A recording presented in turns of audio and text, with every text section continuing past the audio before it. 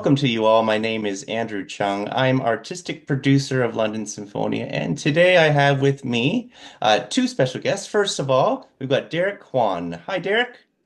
Hi, nice to see you. Nice to see you too. And very shortly, we will have Kevin Lau, our featured composer of our new piece. So, Derek is the MC for our concert, A New Moon Celebration, and he's also the narrator, kind of like a narrator soloist for the new piece being performed, and it's written by Kevin Lau, called Across the Jade Sea. So, Lunar New Year is officially January 29th, and we are just a couple days after that, a few days after that. So, in programming pieces for this program, this is a nod to the excitement and the celebration of a new moon cycle. It evolved into a selection of pieces that we could represent with orchestra, being London Symphonia, of course.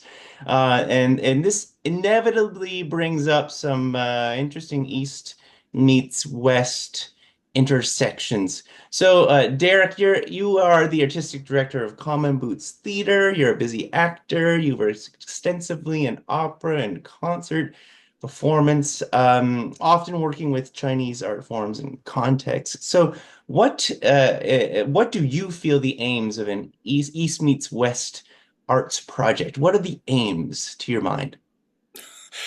Um, I mean, there's many that can happen. Personally, as a second generation Canadian, but also someone who's lived in Asia extensively, I kind of go back and forth, right? And it's just kind of my life, living in the middle, you know, growing up in different places with different influences.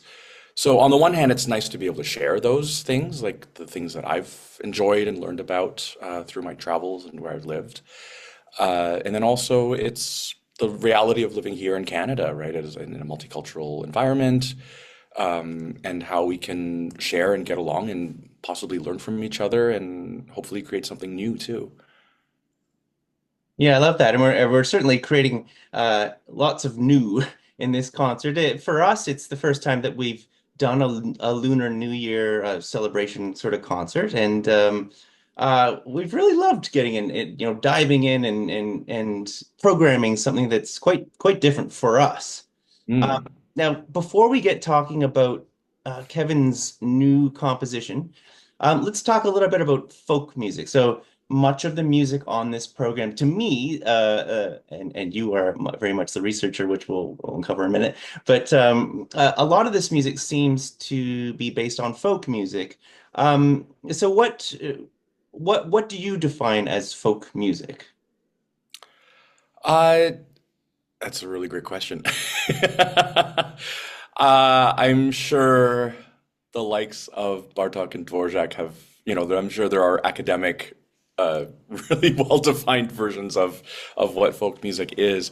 For me, I think of folk music as music that's from the people, that is, outside of a art music context, I suppose.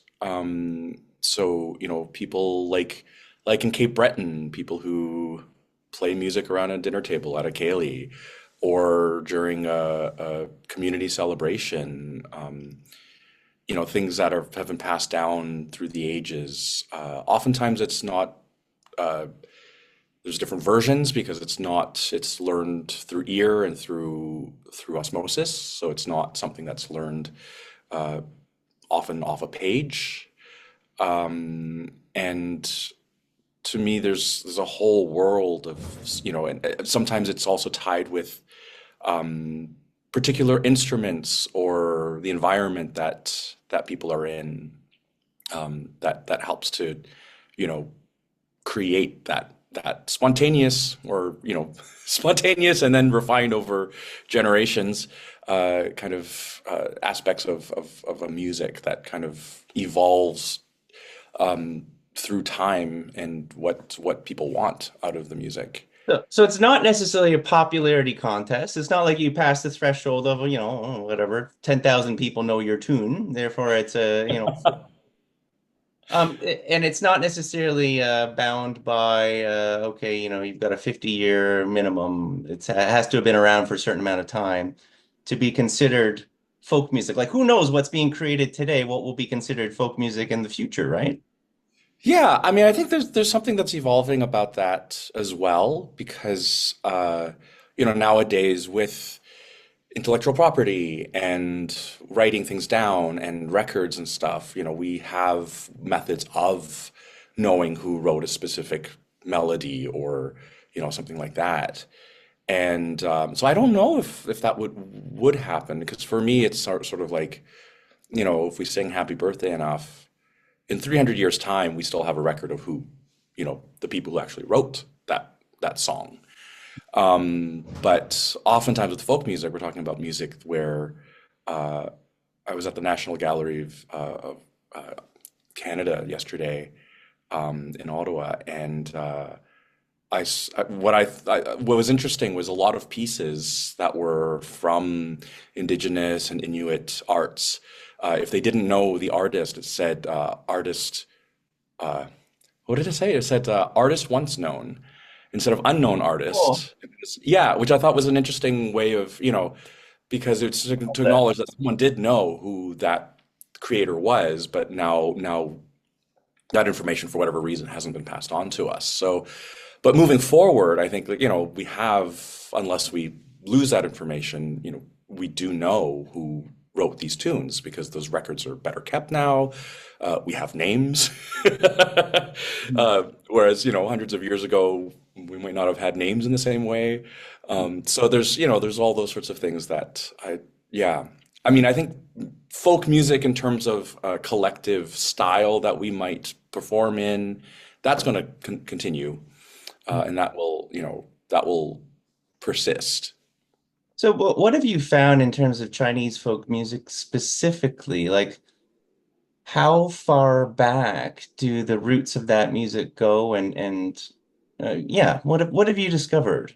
I think it really is time immemorial, because there are more modern pieces that are written, but those are based on stylistic characteristics of folk musics. And there's, lots of different styles around China.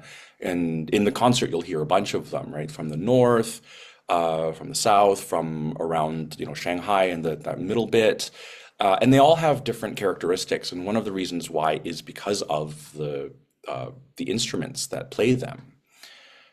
So, if you're playing something on, say, a dizi, like a flute and it has like a bamboo membrane on it, it kind of buzzes. It's a little bit like a kazoo on a flute. And, in the north, they play that a lot. And the characteristics of that instrument go into the character of the music, as opposed to, down south, where the instruments might be more mellow in sound, and so like the melodies are more flowing, and so that it affects style as well. Mhm. So you hear some of that throughout the music in the concert as well.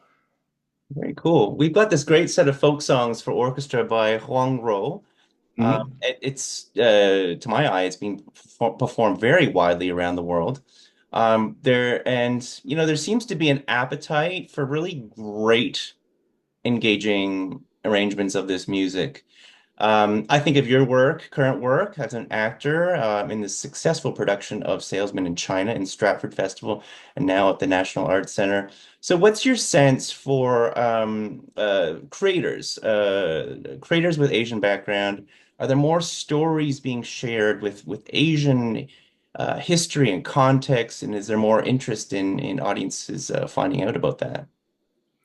I think there's a part of it is access and generation. I'm finding that it's a lot of people, oftentimes when people first come to a place, uh, and I'm speaking, more specifically about immigrants, newcomers to North America, their first their first line of business is to survive, right, and then to flourish. And then it's the generations that come after that who are able to think about art and expression. So I think there is a bit of that also in Asia with economic development happening there over the last, 50, 60 years. There is a lot more interest now in sort of a national pride of where we've come from. And this comes off of, having to put that aside for so long to develop and to become, to develop their economy and to develop ways of surviving. And now they're able to celebrate more, like what makes us distinct, Mhm. what has been here before us, before this brief period, Yeah. what has actually been passed down to us from ancestors and from people before.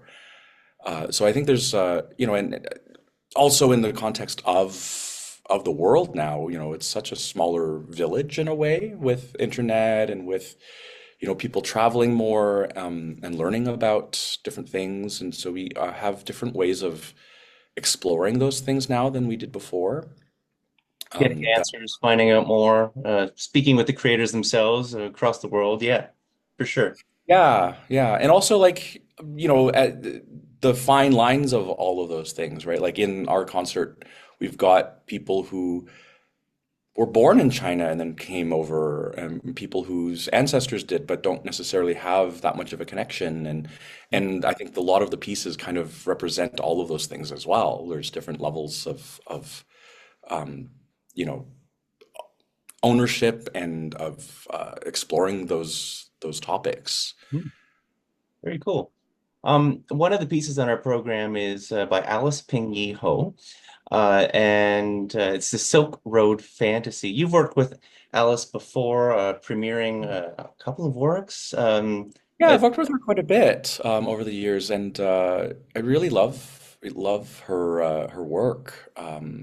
Yeah, she's really blossomed as a composer, and some of the things that I've worked with her on, uh, actually all of them have to do with her Chinese heritage in some way. And I think her background as as someone who also is of sort of hybrid identity Hmm. has had a really interesting impact on her development and her aesthetic. One thing I really love is that she has an amazing ear for sounds and evoking emotions through pairing different instruments together. Hmm. So in some of the projects that we've worked on, she's had Chinese traditional instruments with Western instruments, and the pairing of that and the interesting new combinations of sounds that she's able to put together. And I think the piece, the Silk Road Fantasy, epitomizes that too, because you really hear, the journey across the Silk Road and the clash of cultures and sort of the busy marketplace and how things traveled, over land. It's a really interesting uh, evocation for me of what's always happening around us. Yes, yes. I love her music. I mean, I think of her as a fearless composer. She goes into so much different territory and just experimenting. And she's a big prize winner this year too with the Jules Leger Award Yes. awarded by the Canada Council for the Arts. And good. Which is also a really fascinating work for two alto flutes. Yeah, Uh, amazing. Also about journey, but in a very different um, context, a very different perspective. Yeah. Now, another piece on our program introduces Lena Chow. She's performing a Guzheng concerto, basically by Wang Ri, Yeah. Waves of the Sea. Tell us about the Guzheng. The guzheng is a traditional Chinese instrument. It technically, I guess, in terms of musicology, it's defined as a zither. So it's a plucked instrument. It's got strings that are stretched over a wooden frame with bridges, so you can tune them. And but it sounds a little bit like a harp. And but on top of that, you can bend pitches by pressing down on the strings, and so that gives it a particular sound. I love it because you can hear it in the music. It kind of goes doing, Yeah. um, and it's really fun. But it's a gorgeous instrument, and I think this is a really interesting piece, and again, an interesting example of East meets West because it's a more modern composition, right, from about 2017, 18. And it places it in an idiom that is more Western, but using what is also distinctive about that instrument in terms of its playing style and what it's capable of. So it's a beautiful, it's a wonderful piece that also evokes the where the composer was from, which was by the sea. Right.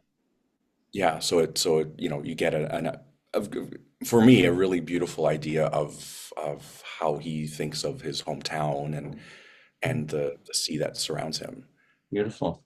So now, and then there's a world premiere by Kevin Lau, Across the Jade Sea. So you've been involved in lots of commissions of new music as a singer, instrumentalist. Um, and so when you think back to when I first asked you to be involved as the narrator of Kevin's new piece, so what's that like to be involved as the performer of a brand new work? And Kevin hadn't produced it yet. There was a little bit of back and forth between you two, but tell us about what that feels like. I think it's a really important part of being an artist, and it's something that we're really lucky in Canada to be able to be a part of the conversation for new pieces. I mean, it's something that's been happening for a long time, right? But it's an opportunity to sometimes affect the storytelling, and sometimes just to understand the composer a bit more, like, why this choice or why that choice? So we can't really do that with, Brahms. There's a lot of scholarship on it, but we can't just call up Brahms and say, "Hey, you put this here. What was your intent?" And to be able And can we to, change it? yeah, can we change it, or would this be a better option for that to display, whatever. Um, that's been really great, and I love being able to do that in plays and operas, and also for concert music. Um, yeah, and because Kevin wants to write, so he wrote the text for this piece, which is really wonderful for him to be able to really combine those two passions, and and yeah, it's trying to. I think it's in a way it's quite easy because it's beautifully written, and so the story is very easy to follow, and it's really exciting to give a premiere for that. Yeah, I can't wait. Me too. Thank you so much for joining me today. Pleasure. And now I'm welcoming our guest composer. This is Kevin Lau, the composer of Across the Jade Sea. Welcome, Kevin. Thank you for having me, Andrew. So, Kevin, we talked a long while back about the creation of a brand new piece. And luckily for us all, you were very obliging and you're interested in creating something for this concert. So how did it evolve into a double concerto for narrator and violin soloist? So, I had always been interested in writing a piece that incorporated a little bit of my writing side as well. I kind of think of myself as a professional composer and an amateur writer, but my passion for both of them is equal. And in some ways, it's sort of like there's only one lifetime to do one of those or to train in one of those. But I got a bit greedy in my when I turned 40, and I decided to really dive into the writing side of things. And so this was really the first piece, thanks to you and London Symphonia, that afforded me the opportunity to bridge those two things and to create a piece that had that was not only a showcase for orchestra and for Scott St. John, who is a dear friend of mine, and as you all know, just brilliant violinist, but also a piece that incorporated some narration of an original fable that's styled after sort of Chinese mythological elements. And it would seem like something that was perfect for the kind of concert program that you had planned out for this season. So I was very excited when I got the chance to do something like that. So, and I'm delighted too. Now, there's lots of storytelling. It's a program that's very, very rich in storytelling. You have adapted. It was a was it a Hans Christian Andersen story, the Nightingale, the project that Yes, you were involved in. You composed the yes, music to that, but you didn't create the script for that or the story to that. that's So right. this is next level. How if you were to compare the two pieces, how does the violin part differ between the two of them? Well, Scott St. John was sort of the unifying element because Scott was the one who brought me on board to do the Nightingale. And originally, the Nightingale was actually a piece for only three instruments. It was only violin, cello, and piano. We had this idea of adapting the fairy tale in part because Scott loves Disney and we wanted to do kind of like Disney is always taking things from fairy tales, and the Nightingale seemed like one that Disney hadn't touched, and it also was really appropriate for our interests because it had a kind of Eastern setting, and it was also about music. So we went into it through that lens, but then that project kind of grew and evolved, and it turned into an illustrated children's book, which was really, really lovely for me. And although I didn't write the story, I basically adapted the story and condensed it so that it could be narratable, Yes. I suppose. And then the final phase of that project, as of now, was an orchestra version. So it's not a violin concerto, but the orchestra version has a lot of violin in it because just drawing from the original piece, there's so much solo violin. I had to kind of take that with me. So when it came to writing Across the Jade Sea, I think in many ways the Nightingale was like a confidence builder, and also trained me into some of the unique challenges of actually writing for narrator and for solo instrument and for orchestra, which is not easy. And I haven't heard the rehearsal of the piece yet, so it may be one of these things that there will be lots of things to solve still. But the Nightingale was definitely helpful to write as a precursor to this piece. Yeah, and for all of those watching, the Nightingale is available on YouTube to listen and watch. It's Roco, ROCO. The chamber orchestra, is it River Oaks Chamber Orchestra? Yeah, River Ocean Orchestra, led by Alicia Lawyer, who's amazing and very, very creative. And she was the one spearheading a lot of the initiatives that kind of branched out from this original piece. So I have her to thank for that. And Scott St. John is the concertmaster of this particular Okay. orchestra. So, now you went into more violin concerto mode. So presumably the part is a little bit more virtuosic Yes. and leaning maybe hard on the demands of the violinist, the incredibly accomplished violinist Scott St. John. And then so you're able to kind of tap into your curiosity with storytelling. So I'm just wondering, Kevin, whether there is a folk music element to this. I was talking with Derek Kwan about folk music, and does that influence your composition at all? I would say there's probably like a broad element that is folk-like. This was not a piece that I approached in a way that involved a lot of research. I think there are pieces in the past that I've done where, for example, I've written a concerto for erhu and orchestra, and I had to really dive into the erhu and understand the idiom a little bit. In this case, there were a couple of reasons why I took a bit of a different approach. One of them was just that the time frame for writing this piece was really, really short, and I'll get into why a little bit later. And so that necessitated a much more intuitive approach that was really about just tapping into my instincts and my intuition. And in a way, I do actually think of it as being folk-like in like sort of philosophically folk-like, because with folk music is kind of at the intersection between the sort of individual imagination and then a community, right?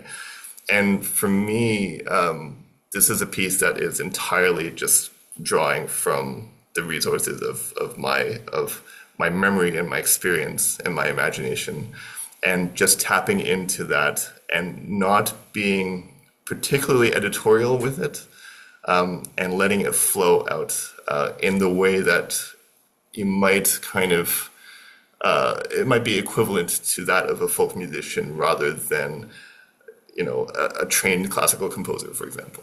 So it's folk-like in that sense, but I wouldn't call it authentic folk music in any sort of particular tradition. Right. And so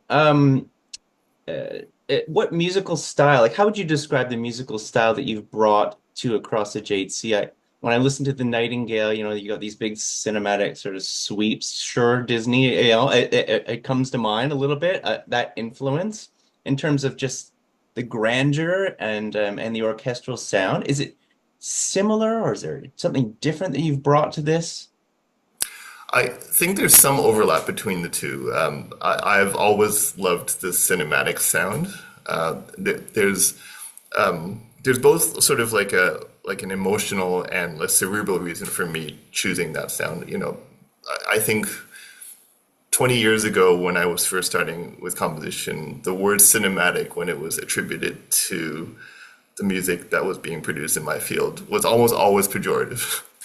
And I grew up on film music. Like I went to the movies. I loved the movies as a kid. I still do. And the sound that you hear from that, from the movie going experience, is a sound that kind of influenced me. And so in some ways, I can't help but draw from that. And it also gives me a chance to really paint on this huge canvas, which I love the orchestra for. It's my favorite thing to write orchestra music for that reason.